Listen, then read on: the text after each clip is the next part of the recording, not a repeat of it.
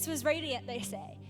He wouldn't have given us the 10 Commandments, rules that we still apply to our life today. And not to mention, he would not have led an entire generation out of slavery if he didn't go back because of a little moment of insecurity and a moment of having to deal with the shame, acknowledge the past, and a reminder of who his father was.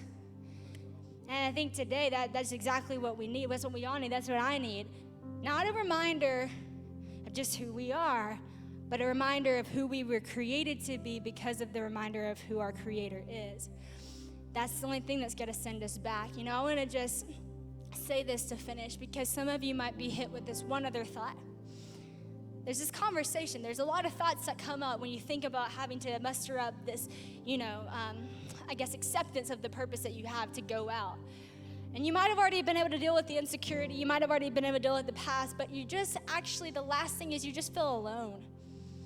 And you're like, yeah, Sadie, you didn't really touch on that, because in your story, your brother ran with you. And that's great. Like, you had a friend, you had a person, you actually had that. That's great.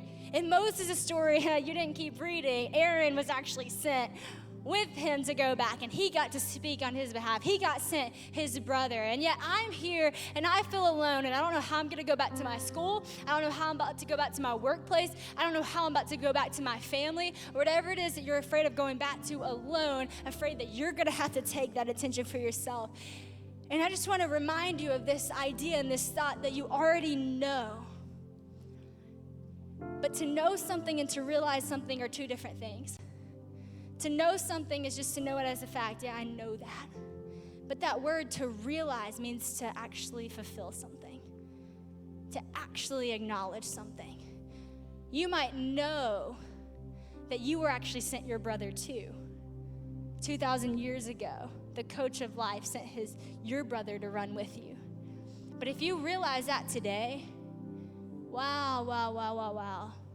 Not only did God call me, God sent his son to die for me and then raised him back to life to know that as you go and as you make disciples, surely he's with you always.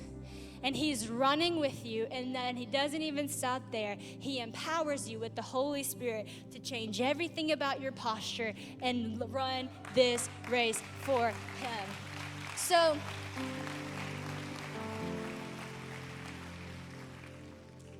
I'm just here to remind you of that.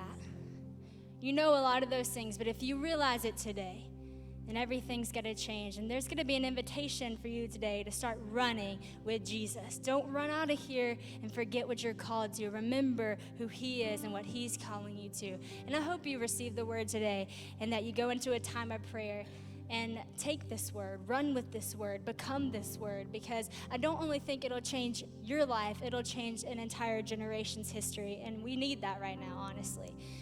And so we're going to go into a moment of prayer, and I hope that some of us can respond to that, not just some of us, all of us. And if you've already responded to that, that it would be a revival in your spirit to run harder, to run faster, and to keep going.